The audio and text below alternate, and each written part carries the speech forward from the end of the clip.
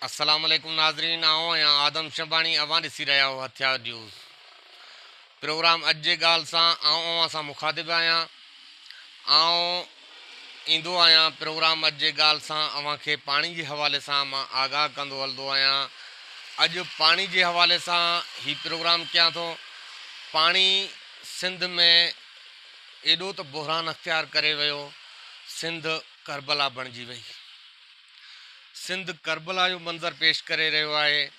केटी खां वठी कारूंझर ताईं, कराची खां वठी कश्मीर ताईं सिंध सरापा एहतजाज आहे पाणी खोट खिलाफ़। सिंध में एहतजाजनि जो कोई असरु नथो पए असांजे हुक्मराननि ते, न ई कोई अहिड़ो कोई क़दम खयो वियो आहे हिन टाइम ताईं। न कोई वज़ीर आज़म हाउस में, न कोई असेंबली में, न कोई सेनेट में अहिड़ो कोई बयानु ॾिनो वियो, न ई कंहिं सिंध जे एहतजाजनि जो कंहिं ज़िक्र बि कयो आहे असांजे सिंध जे कंहिं मिनिस्टर बि। आउं तव्हांखे ॿुधाईंदो हलां त अॻे दफ़े सैयद ख़ुर्शीद अहमद शाह सेनेट जे इजलास में तक़रीर कंदे शहबाज शरीफ़ ऐं हमज़ा शहबाज जे रुकेस ते चयईं त मां तव्हांखे पंजाब खे पाणी पुॼाए रहियो आहियां। सिंध में अहिड़ा बि के इलाइक़ा आहिनि जिथे मां पाणी पुॼाए न सघियुमि, जिथे जनाज़नि खे तड़ ॾियारण जे लाइ बि पाणी नाहे हूंदो। उते पाणी जो एतिरो त खोट आहे, उहे माण्हू ॿाहिराड़ी जा मारूअड़ा माण्हू, थर जा मारूअड़ा माण्हू 100 किलोमीटर पंधु करे गॾह गाॾनि ते उठनि जे ज़रिए पाणी आणे करे पंहिंजे जनाज़नि खे तड़ ॾियाराईंदा आहिनि ऐं पंहिंजो आख़िरी रस्मूं अदा कंदा आहिनि जनाज़नि जूं। अहिड़े हवाले सां आउं तव्हांखे ॿुधाईंदो हलां त सिंध में करबला जो मंज़र आहे। सिंध जा हारी पंहिंजा सुकल फ़सुल ॾिसी मातम करण ते मजबूर थी विया आहिनि। सिंध जा माली पंहिंजा सुकल बाग़ ॾिसी मातम करण ते मजबूर थी विया आहिनि। सिंध जा ज़मींदार ऐं हारी पंहिंजा वीरान ऐं बंजर ज़मीनूं ॾिसी मातम करण ते मजबूर थी विया आहिनि। सिंधियो ख़ुदा वास्ते जाॻो, ख़ुदा वास्ते जाॻो, पंहिंजे बचनि ख़ातिर जाॻो, पंहिंजे ज़मीर ख़ातिर जाॻो, पंहिंजे औलाद ख़ातिर जाॻो। तव्हां न जाॻंदो तव्हां लाइ केरु जाॻंदो, तव्हां न उथंदो तव्हां लाइ केरु उथंदो। असांजे सिंध जा मिनिस्टर, असांजे सिंध जा वज़ीर, असांजे जेके वफ़ाक़ में वेठल वाॻूं असांजे सिंध जो पाणी खपाए रहिया आहिनि। असांजे सिंध जो पाणी पंजाब खे ॾेई रहिया आहिनि। पाण खे पंहिंजे वज़ारतुनि खे बरक़रार रखण जे लाइ, पाण खे वणाइण जे लाइ ऐं असेंबलियुनि में तक़रीरूं करण जे लाइ त असां सिंध खे पाणी न पुॼाए सघिया आहियूं। असां पाणी पंजाब खे ॾेई चुका आहियूं। हैरान कुन ए सैयद, तूं त करबला जो आशिक़ हुए। करबला में सैयद कुसजी विया, पाणी जे फुड़े फुड़े लाइ तरसंदा विया। ए सैयद, तूं सिंध खे करबला छो थो बणाए? सिंध जे हिसे वारो पाणी पंजाब खे छो थो ॾिए? पंजाब में त ज़मीनी पाणी काफ़ी सारो आहे।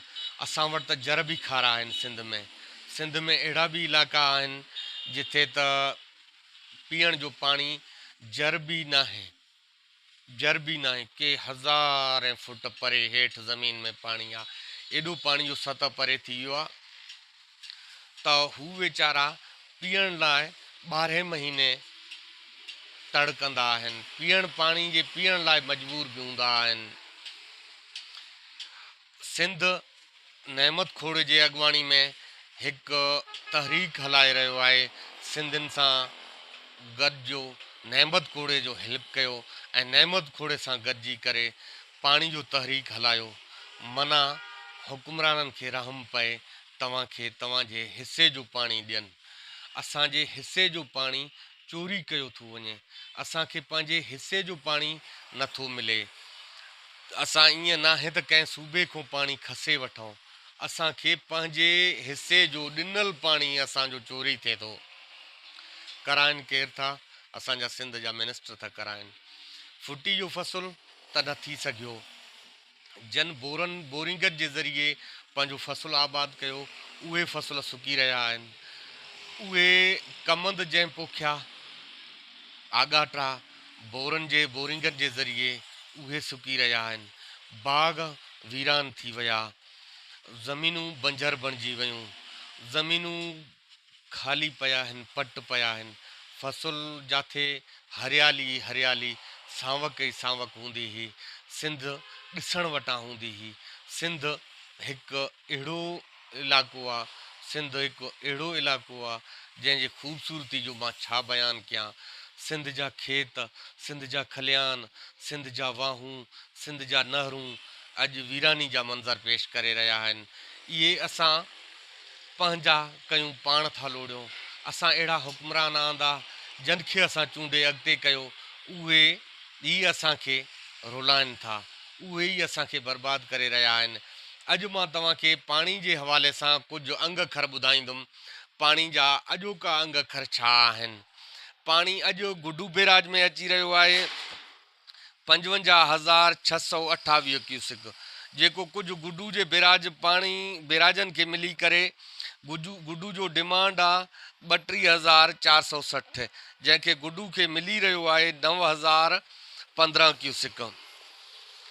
ईअं कोटड़ी में वञी पाणी 10,000 वञी क्यूसिक पहुचे थो।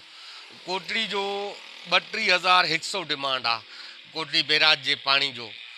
सखर में 56,000 पाणी जो डिमांड आहे, जंहिंखे 32,000 ॾिनो थो वञे।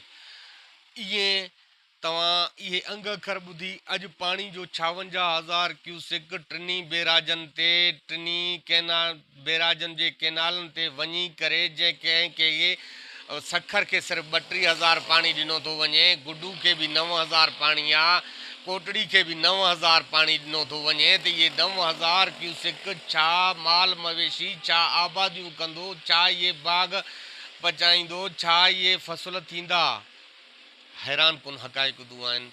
सिंधियो ख़ुदा वास्ते जागो, पंहिंजे बचनि वास्ते जागो, पंहिंजे ज़मीनुनि ख़ातिर जागो, पंहिंजे औलाद ख़ातिर जागो, पंहिंजे ज़मीर ख़ातिर जागो। विढ़ो एहतजाज कयो, नेमत खोड़े जे अॻुवाणी में नेमत जो हेल्प कयो, सपोर्ट कयो नेमत खोड़े सां, जेको अव्हां लाइ विढ़ी रहियो आहे। नेमत खोड़ो अव्हां सिंधियुनि लाइ विढ़ी रहियो आहे, नेमत खोड़ो सिंध लाइ विढ़ी रहियो आहे, सिंध जे पाणी लाइ विढ़ी रहियो आहे। मुंहिंजे ख़्याल में मूंखे इहा ख़बर न आहे त साईं नेमत खोड़े साहिब खे ज़मीन केतिरी आहे, छा आहे, पर उन सॼी सिंध नेमत जी आहे। नेमत जे अॻुवाणी में उथो निकिरो, हे जहाद आहे, जहाद कयो, इन्हनि मिनिस्टरनि जो घेराव कयो, जन असांजे पाणी खे वेकिरो कयो आहे। मूंखे ॾींदा इजाज़त पंहिंजे मेज़बान आदम शंबाणी खे। मां ईंदुमि कंहिं ॿिए नेक्स्ट प्रोग्राम में, अव्हां सां मुखातिब थींदुमि। अल्लाह हाफ़िज़।